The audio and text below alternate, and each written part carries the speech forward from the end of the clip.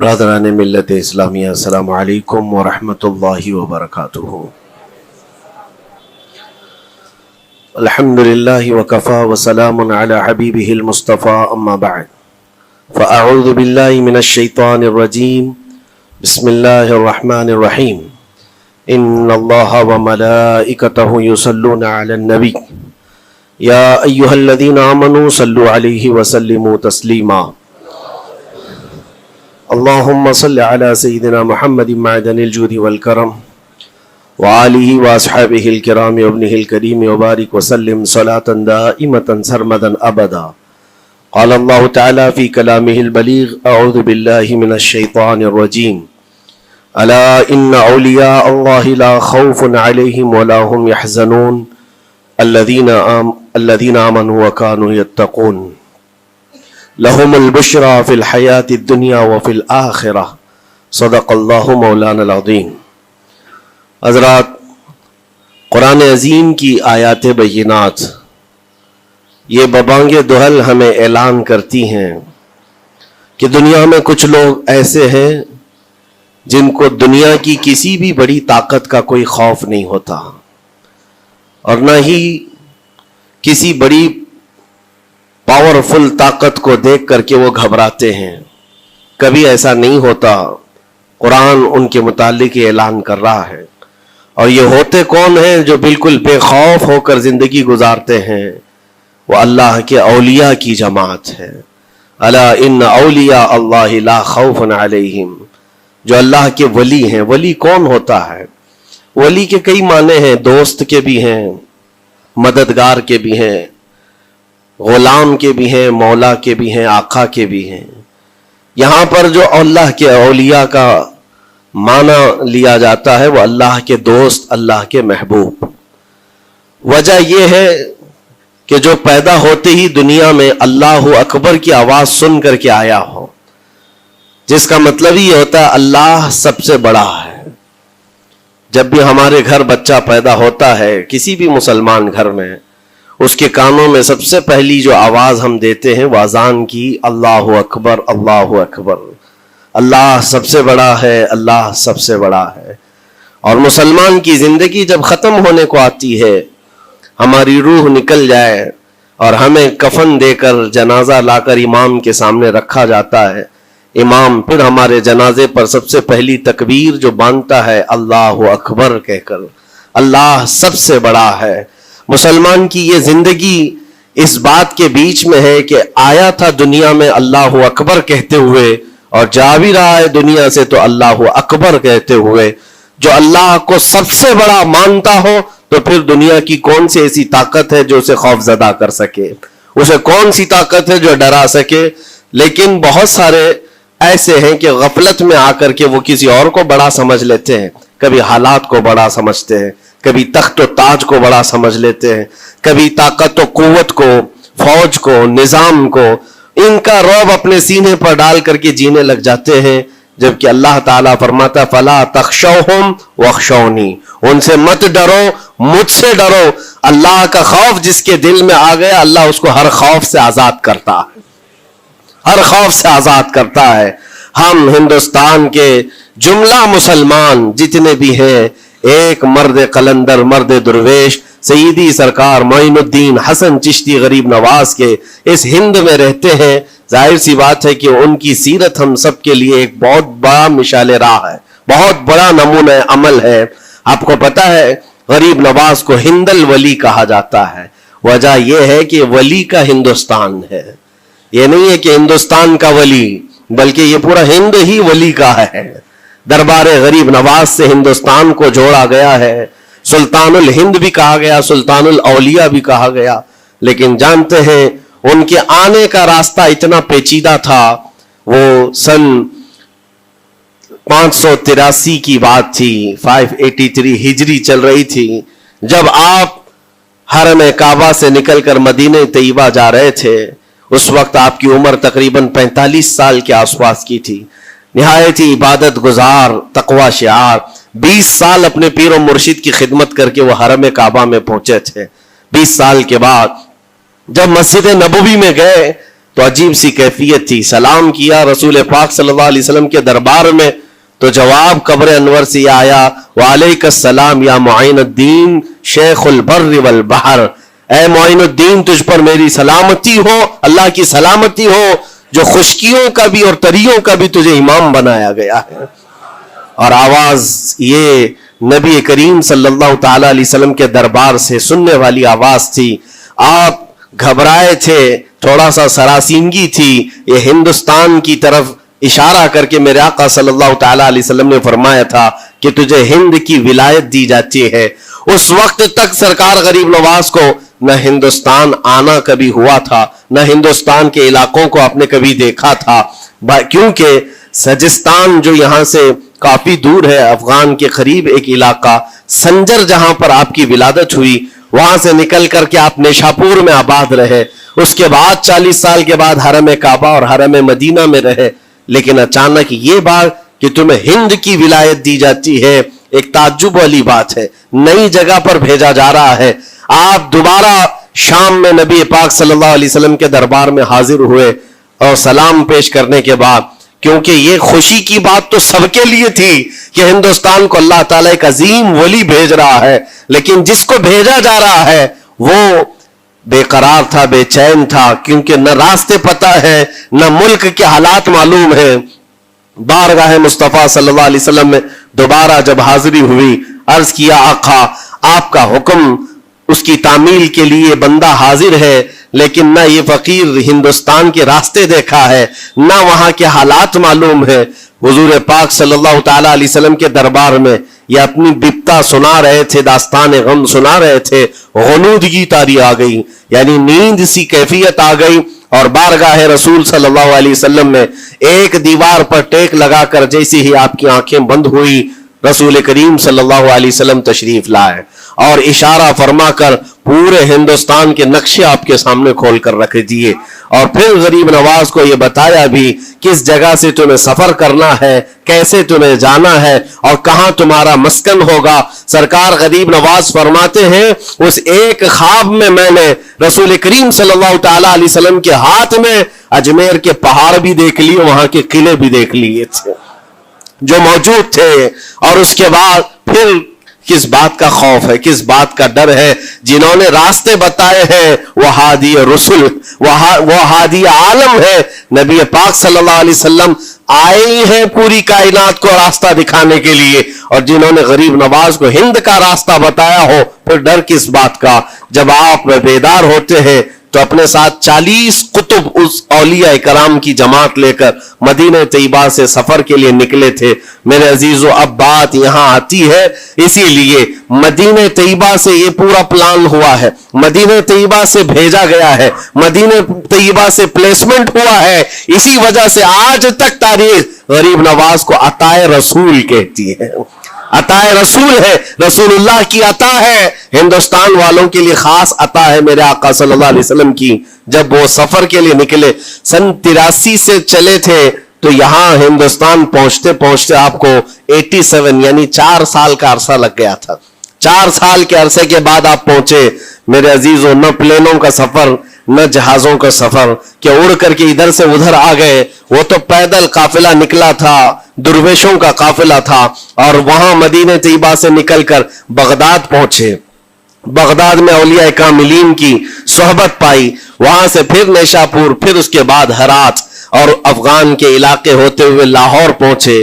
لاہور میں سرکار داتا گنج بخش عالم رحمت اللہ تعالی علیہ کے دربار میں چلہ کشی فرمائی, وہاں سے دلی پہنچے.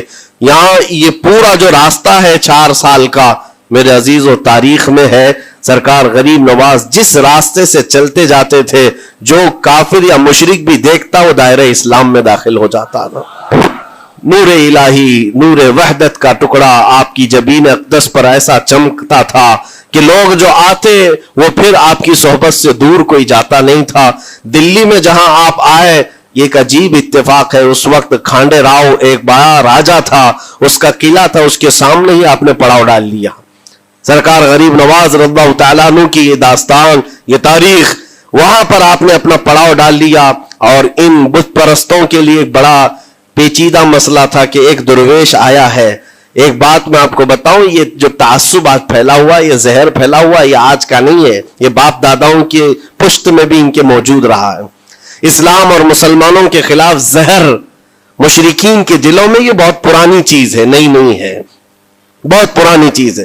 تعصب دلوں کے اندر کڑھن رکھنا اور کبھی ایکسپٹ نہ کرنا, یہ سرکار غریب نواز جس دن ہند میں قدم رکھ رہے اسی دن سے آپ نے اس کو فیس کیا ہے, اسی دن سے آپ نے اس کو دیکھا ہے. اور وہاں پر کھانڈے راؤ کی جماعت نے بہت کوششیں کی کہ یہ دلی میں داخل ہوا, یہیں سے ان کو ختم کر دیا جائے, نکال دیا جائے. لیکن عجیب اتفاق یہ ہے کہ یہ جو جماعت آئی تھی سرکار غریب نواز کے ساتھ, نہ ان کے ہاتھوں میں تلوار ہے, نہ بھالے ہیں, نہ چاقو ہے, نہ چھری ہے.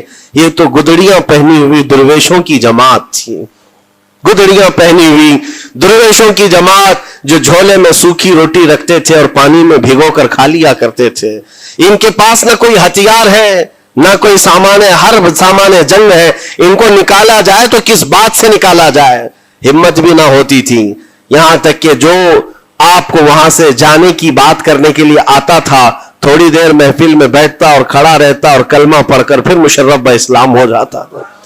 دلی کے اندر ایک دن کے اندر 1000 لوگ اسلام میں داخل ہوئے تھے. سرکار غریب نواز رضی اللہ تعالیٰ عنہ نے تلوار سے اسلام میں داخل نہیں کیا ہے, نہ ہی کسی کو ڈرا دھمکا کر کے. وہ سوکھی روٹی کھانے والے کس بات سے ڈراتے لوگوں کو؟ ان کے پاس کون سا ایٹم بم تھا؟ یہاں موجود جو راجے مہاراجے تھے ان کے پاس فوج بھی تھے, ہاتھی بھی تھے, گھوڑے بھی تھے, سب کچھ تھا. لیکن آنے والا مرد قلندر کیا لے کر کے آیا تھا تاریخ میں بتایا جاتا ہے. یہ وہ زمانہ تھا جب شہاب الدین غوری ہند کے اوپر حملے کر کے یہاں پر آنے کی کئی مرتبہ کوشش کیا. یہ افغان کا بادشاہ تھا شہاب الدین غوری, جب ہندوستان پر کئی مرتبہ حملے کر کے ناکام لوٹ رہا تھا, بیچ راستے میں ان فقیروں کی جماعت سے بادشاہ کی جماعت کی ملاقات ہو گئی. سپاہی جا رہے تھے شکست کھا کر اور یہ درویشوں کا قافلہ ادھر آ رہا تھا. دیکھا پہچانی سی صورتیں لگتی ہیں. جا کر کے ایک سپاہی نے پوچھا, بابا آپ لوگ کہاں جا رہے ہیں؟ تو بابا جو جماعت میں آ رہے تھے انہوں نے کہا ہندوستان فتح کرنے جا رہے ہیں. بڑی بات ہے, گدڑیاں پہنے ہوئے, پیون لگے کپڑے ہیں, جھولیاں لٹکائے ہیں. اور اس نے دیکھ کر کے کہا مارا سپاہی نے, کہا یہ دیکھتے ہو ہمارے بادشاہ کی فوج ہے, اس میں ہاتھی گھوڑوں کی تعداد دیکھو, ذرا سامان جنگ تو دیکھو, اس میں نیزے تلواروں کی چھنک تو دیکھو, اور آپ یہ چند فقیروں کی جماعت لے کر ہند فتح کرنے کی بات کر رہے ہیں. تب سرکار غریب نواز کے کانوں میں آواز آئی تو آپ نے کہا, اس سے کہہ دو فرق یہی ہے, تم جب لڑنے کے لیے جاتے ہو تو یہی ہاتھی گھوڑے اور تلواروں کے بھروسے جاتے ہو, معین الدین صرف اللہ اور اس کے رسول کے بھروسے جا رہا ہے.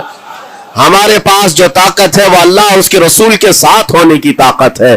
آج کے زمانے میں غریب نواز کا یہ جملہ ہمارا حوصلہ بڑھا دیتا ہے. کوئی ہو یا نہ ہو, اللہ ہمارے ساتھ ہے, اللہ ہمارے ساتھ ہے. حالات جتنے بھی بدلتے جائیں لیکن میرے عزیزو اللہ حی و قیوم ہر چیز کو دیکھ رہا ہے, اس سے کوئی چیز غافل نہیں ہے. بعض لوگوں نے یہ شوشے چھوڑنا شروع کر دیے کہ اب ان کا مستقبل کیا ہوگا, اب ان کا فیوچر کیا ہوگا, نئی حکومتیں آئیں گی, نیا نظام آئے گا, اب تمہاری نہ مسجدوں کی خیر ہے, نہ میناروں سے آواز آئے گی, نہ تمہاری اذانوں کا اور نہ ہی تمہارے نمازوں کا کچھ فیوچر ہے. یہ سب باتیں ان لوگوں کے ذریعے سے آ رہی ہے جو کسی کے فضلہ خار ہیں یا کسی کے الیکشن کے پیسے کھائے ہوئے لوگ ہیں. میں کہتا ہوں جو سچا مومن ہے وہ اس بات پر عہد کرتا ہے, کربلا کی سرزمین پر بھی اذان کی آواز بند نہ ہو سکی تھی, جہاں بہتا خون بھی بتا رہا تھا اسلام زندہ ہوتا ہے ہر کربلا کے بعد.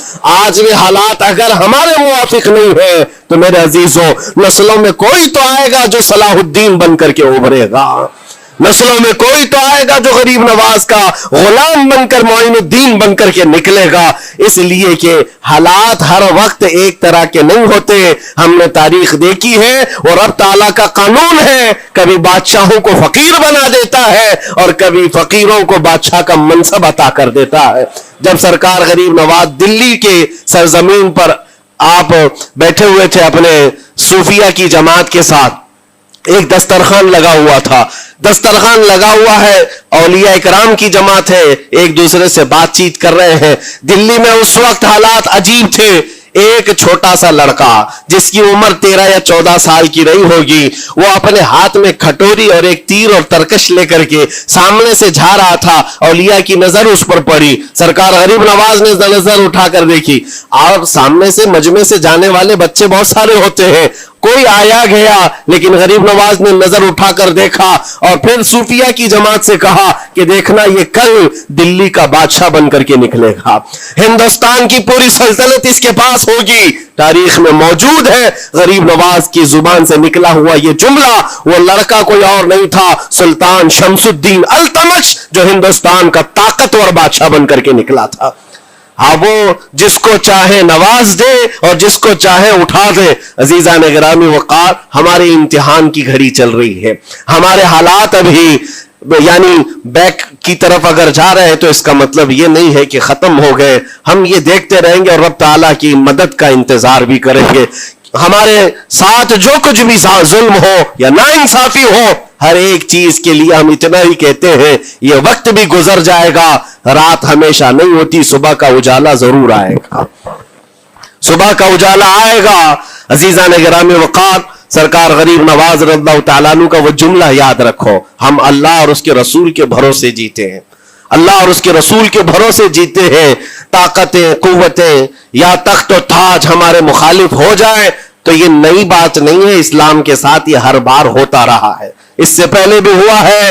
हालात हमारे मुखालिफ रहे।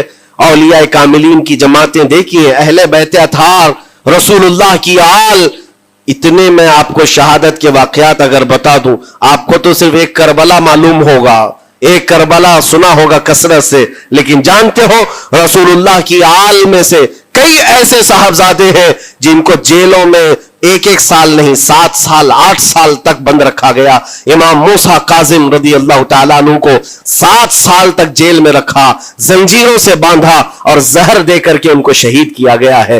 हज़रत इमाम मोहम्मद बिन हसन अस्करी 20 साल तक जेल में काटे हैं। ये रसूलुल्लाह के घर वालों की बात कर रहा हूं। सैयदना ज़ैद शहीद, जिनको सूली पर चढ़ा दिया गया था, ये इमाम हसन मुज्तबा की औलाद में से है। ये सारे खूनी दास्ताने यहां इस्लाम की तारीख में मौजूद है। जब इस्लाम उस वक्त नहीं रुका तो अब क्या खाक रुकेगा? इस्लाम अब नहीं रुकना है, कयामत तक इसकी हिफाजत अल्लाह करीम फरमाएगा, अल्लाह करीम फरमाएगा। हम जैसे आएंगे और चले जाएंगे, लेकिन इस्लाम को फलना फूलना है, ये फलता फूलता ही रहेगा इंशाअल्लाह। आपकी जिम्मेदारी इतनी है, आपकी इतनी जिम्मेदारी है, हालात देख करके बच्चों को यह ना कहना कि बेटा आप जैसे हालात चल रहे हैं वैसे ही चलते रहो। नहीं, अपने बेटों को यह तरगीब देना कि बेटा आज हम इम्तिहान की घड़ी में हैं, कल अगर अल्लाह ने हालात अच्छे कर दिए तो याद रखना, जिस जगह बुतकदे बने हमारी मस्जिदों को तोड़कर इंशाअल्लाह वहां से अजान की आवाज फिर से गूंजेगी, अजान की आवाज आए। ये बच्चों को नसीहत होनी चाहिए। हमारी तारीख मिटाने से मिटती नहीं है, एक दौर आएगा फिर जब अल्लाह करीम चाहे तो ये तारीख खुल करके लोगों के सामने आए। हम किसी पर जुल्म करने की इजाजत हरगिज नहीं देते, और साथ ही इस्लाम ये भी कहता है जुल्म हो जाए तो सहने की इजाजत भी नहीं है। आपको हक बात बोल कर जाना है, हक बात पहुंचा करके जाना है। बोलने में क्या है, हमारी जुबान काटी जाएगी, हमारी गर्दन मारी जाएगी, लेकिन हक बात की हिफाजत नस्लों तक मुंतकिल करना अल्लाह करीम की तरफ से एक बहुत बड़ा इनाम है, इसका बहुत बड़ा इनाम है। ये तो हम कर ही सकते हैं, हमारी नस्लों को ये बात बताएंगे इंशाअल्लाह अज़ीज़। ये गरीब नवाज का हिंदुस्तान कल भी था, आज भी और हमेशा रहेगा इंशाअल्लाह। सरकार गरीब नवाज का फैलाया हुआ ये चिराग कभी फूंक के फूंकों से बुझाया तो नहीं बुझाया जा सकता। आप दिल्ली की सरजमीन से जब अजमेर मोहल्ला पहुंचे थे, ये तकरीबन 7 महीने का सफर था गालिबन। इस सफर के दौरान कई हजार लोग इस्लाम में दाखिल हुए थे, और आपको उसके बाद की तारीखी हालात मालूम है। जादूगरों ने मुकाबला किया, राजाओं महाराजाओं ने, बादशाहों ने मुकाबला किया, और फौज ने मुकाबला किया, न जाने कितने लोग। एक बार तो ऐसा हुआ कि अन्ना सागर की उस पहाड़ी पर आप जिक्र में मशगूल थे, राजे ने कई मर्तबा ये सोचा कि इनको मार करके या किसी तरह से भगाएं, लेकिन जब नहीं हुआ तो राजा से किसी ने कहा یہ منتر والا کوئی فقیر ہے، اس کا توڑ منتر والے سے ہی ہوگا. تو اس وقت جو بہت بڑا ان کا ایک منتر جاپ کرنے والا پجاری تھا، اس وقت اس تاریخ میں اس کا نام رام دیو بتایا گیا ہے، یہ والا نہیں ہے، اس زمانے کا تھا. اور اس کو راجا نے جا کر کہا، وہ کبھی کسی سے مقابلے کے لیے آیا نہیں تھا، اس نے حامی بھر لی کہ ہاں ٹھیک ہے، میں جاؤں گا، دیکھتا ہوں کون فقیر آیا ہے ہماری اس دھرتی پر، اور میں جاپ کروں گا، اگر جادو ہے تو جادو سے میں کاٹ دوں گا. اس نے تقریباً اپنے ساتھ 400 یا 500 پجاریوں کو لیا، اور جب وہ آیا تو سرکار غریب نواز کے ساتھ 2 خادم تھے، آپ کے ساتھ صرف 2 خادم بیٹھے ہوئے تھے. کہا کہ حضور بہت بڑا مسئلہ ہے، پجاریوں کا جادو ہم پر حملہ آور ہے، ان کا جادوگر حملہ آور ہے، اور مقابلے کے لیے وہ لوگ میدان کے قریب آ چکے، پہاڑ کے نیچے ہیں، آپ اپنے چلہ گاہ سے اٹھتے ہیں جہاں پر آپ عبادت کر رہے تھے. کہا ٹھیک ہے ہم جاتے ہیں. اور اس کے بعد سرکار غریب نواز نے کہلا بھیجا اپنے خادم سے، کہو کہ وہ اپنا منتر پڑھے، ہم اپنا منتر پڑھیں. وہ اپنا منتر پڑھیں جو بھی ان کے جادو کا ہے. اب جب وہ پنڈت نے، پجاری نے دیکھے بغیر اپنے سارے پجاریوں سے کہا کہ جیسے ہی وہ درویش آئے گا، وہ فقیر آئے گا، ہمارا یہ منتر ہے، یہ پڑھنا، وہ آگ میں بھسم ہو جائے گا، دنیا دیکھے گی. سبوں نے کہا ٹھیک ہے، لیکن ابھی کسی نے دیکھا نہیں تھا. لیکن جیسے ہی وہ اپنی جھوپڑی سے یہ مرد قلندر جلوہ رسول لے کر کے نکلا تھا، جمال رسول لے کر نکلا تھا، بیٹا ہے کس کا؟ حسن و حسین کا بیٹا ہے، فاطمہ زہرا کا بیٹا ہے. جیسے ہی باہر آئے، وہ منتر جو سکھایا گیا تھا سب کے قریب قریب آئے. 400 لوگوں نے وہ غریب نواز کی پیشانی کو دیکھ کر منتر پڑھنا شروع کیا. اور منتر کیا تھا؟